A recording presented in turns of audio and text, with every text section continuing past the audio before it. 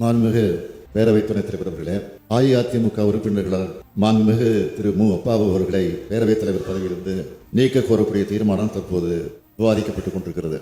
மக்கள் நம்பிக்கையை இழந்தவர்களால் இப்படி ஒரு தீர்மானம் கொண்டு வரப்பட்டிருப்பதை பார்த்து மக்களே நகைப்பார்கள். 2017ஆம் ஆண்டு என்னால் இது போன்ற ஒரு தீர்மானம் கொண்டு வரப்பட்டதை எண்ணி நான் அன்றைக்கு வருந்தினேன் என்று என் உரையில பதிவு செய்திருக்கிறேன். ஆனால் இத்தீர்மானம் இன்றைக்கு கொண்டு வரப்பட்டது மூலம் கடந்த பேரவைகளின் செயல்பாடுகள், அன்றைய பேரவைத் தலைவர் ஜனநாயகத்தை மதியாது நடந்து கொண்ட முறைகளை பற்றியும், இங்கே உள்ள நம்முடைய பேரவை முன்னவர் உள்ளிட்ட பல்வேறு உறுப்பினர்களுக்கும், ஏன் நம்முடைய எதிர்க்கட்சித் தலைவர்களுக்கு கூட நன்றாக தெரியும். நான் மீண்டும் அதை சொல்ல விரும்பவில்லை. ஆனால் அவற்றோடு தற்போதைய பேரவைத் தலைவர் செயல்பாடுகள், அவைகளை ஒப்பீடு செய்து நம்முடைய பேரவைத் தலைவர் எவ்வாறு நடுநிலையோடு செயல்படுகிறார் என்பதை மக்கள் புரிந்து கொள்ளும் வாய்ப்பாக இந்த விவாதத்தை கருதுகிறேன். மாண்புமிகு பேரவைத் தலைவர் ஜனநாயக கொள்கைகளில் மிகுந்த ஈடுபாடு கொண்டவர். மற்றவர்கள் மனம் வருந்தாத அளவிலே தன்னுடைய நடவடிக்கைகளை அமைத்துக் கொள்பவர். நேர்மையாக கருத்துக்களை ஆணித்தரமாக முன்வைக்கக்கூடிய பண்பு கொண்டவர். அவரது நடுநிலையோடு நிற்கக்கூடிய நேர்மை திறனும், அனைவரிடமும் சிரித்த முகத்தோடு பழகக்கூடிய பாங்கும் என்னை கவர்ந்த காரணத்தால் தான் அவரை பதவிக்கு நான் முன்மொழிந்தேன். கனிவானவர், ஆனால் அதே நேரத்தில் கண்டிப்பானவர். இரண்டுமே பேரவைக்கு தேவை என்பதை அனைவரும் ஏற்றுக்கொள்வீர்கள் என்று நான் நினைக்கிறேன். கடந்த காலங்களில் நடைபெற்றது போல அல்லாமல் ஜனநாயக அமைப்பின் பிரதிநிதிகளான சட்டமன்ற உறுப்பினர் அனைவருக்கும் ஒன்றே என நினைத்து செயலாற்றி வருகிறார்கள். எதிர்க்கட்சி உறுப்பினரிடம் பாசம் மற்றும் கொண்டு செயல்படுபவர் நம்முடைய பேரவைத் தலைவர் என்பதை மனசாட்சியோடு சிந்திக்கக்கூடியவர்கள் ஒப்புக்கொள்வார்கள். பேரவைத் தலைவருக்கு அருகிலே வந்து எதிர்க்கட்சி உறுப்பினர்கள் அன்போடு பேசியிருப்பதை இந்த பேரவை உறுப்பினர்களும் பார்த்த காட்சிதான். இந்த தீர்மானம் திரு மு அப்பா அவர்கள் மீது சில அஇஅதிமுக உறுப்பினர்களால் கொண்டு வரப்பட்டிருக்கிறது.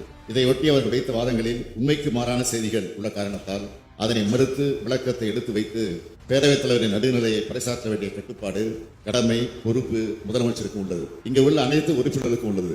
அவைக்கு ஒவ்வாத வார்த்தைகளாக அன்றைக்கு பயன்படுத்தப்பட்ட பல சொற்கள், அருகதை, பகுதி, என்ன யோக்கியதை இருக்கிறது என்று திமுக உறுப்பினர்களை பார்த்து அன்றைக்கு பேசப்பட்ட வார்த்தைகள் இன்றைக்கு அவையில் பேசப்படுமானால் உடனே பேரவைத் தலைவரால் அந்த வார்த்தைகள் நீக்கப்பட்டுள்ளன.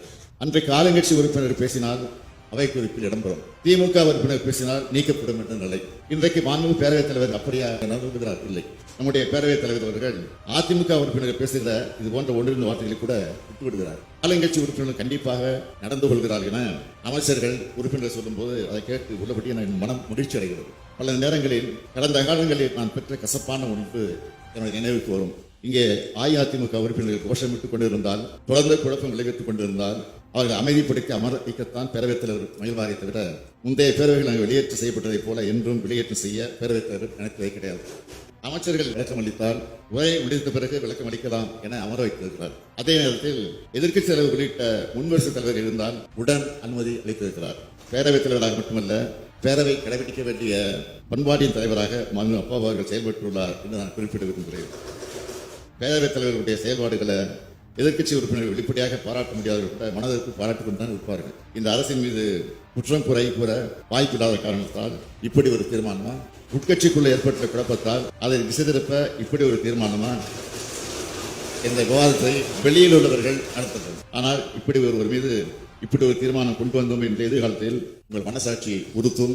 மாண்புமிகு பேரவைத் தலைவர்கள் மீது எய்தப்பட்ட அம்பாகவே கருதுகிறோம். இந்த அம்பை இந்த அவை ஏற்காது.